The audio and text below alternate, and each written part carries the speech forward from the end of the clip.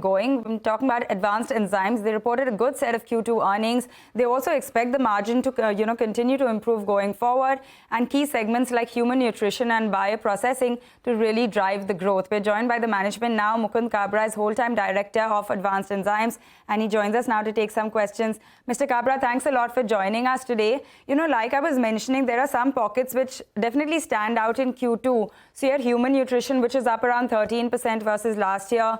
Bioprocessing has jumped almost 25%.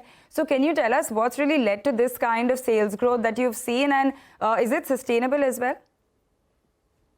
So don't take all the numbers quarter by quarter. Some of the quarters you will see higher numbers, and some of the quarters some other segments will perform. But what we can say is in the initial start of the year, what we have said is we will have a double-digit growth, mid-level, tens, mid of the 10, somewhere around that. And we are confident that we should be able to achieve this year. Okay, so mid-double-digit growth is what you're expecting. What are the margins, Mr. Kabra? What is the expectation? Because you did see a record high quarterly margin in the quarter gone by. So we do expect that the margin should improve as we move on into the next quarter, into the next quarters. Generally speaking, if the sale growth is by 1%, then the bottom line growth is about 2.5%. That is our historical trending, and we feel that the same we should be able to maintain as we move on. Okay, should be able to maintain it at that level. Mr. Kabra, we were talking about some of the segments that have done well, which is human nutrition, bioprocessing, and you're saying you expect mid-double-digit kind of growth. But can you break that up for us? Because there are pockets such as animal nutrition, which have been very flat. So do you expect a pickup there as well, or do you think that pocket will continue to be a little bit subdued? This year we won't see a very big growth in the animal feed, but we will be seeing good growth into the food market as well as the nutraceutical market, and we should be able to maintain that. Even though animal feed, it will be positive at the end of the year, but may not be to the expectations what we have. Is it because the US market and the Europe market are not doing well, Mr. Kabra? US market revenues declined around 9%. Europe was muted as well. Is some recovery been seen in the second half? And are you taking in consideration the recovery in your estimates and guidance as well? Yes, we do expect that the second half should be good for the US, and we should be, as earlier also we predicted that this year we may not have a growth in the US market, but we should be able to maintain our sales plus small growth, and we are on track, and we feel that should increase our margin also as we move on. Sorry, how much do you expect in terms of the US growth for the full year, Mr. Kabra, for FY24? It should be positive, but that is already when we talk about into the numbers, probably it's already taken care. And for the India business, that is up 25%, so that part has done well. Do you expect to end the year with similar levels? We do expect somewhere around in the start of the year, we were thinking about 20% of growth for the Indian market, and we feel that we should be comfortably achieve that number. Okay. You received approvals for two food dossiers which were filed in 2014. What is the opportunity there? By when will it start seeing an execution in your books of accounts, or is it too early to talk about it?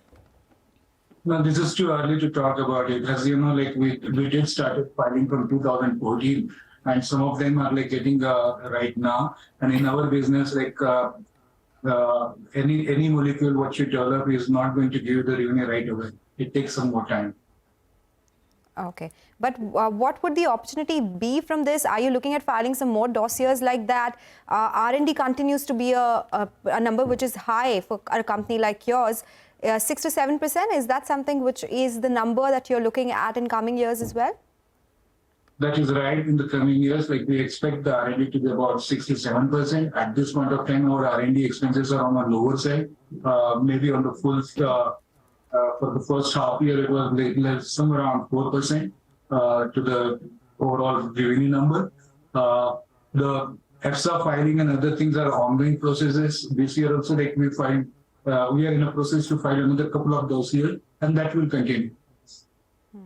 Okay, got that. Mr. Kabra, I just want to talk to you about something which, has come up with a lot of analysts as well, where they see this as a bit of a challenge. The fact that you have a lot of concentration, whether it is the top 10 clients, the top 10 products.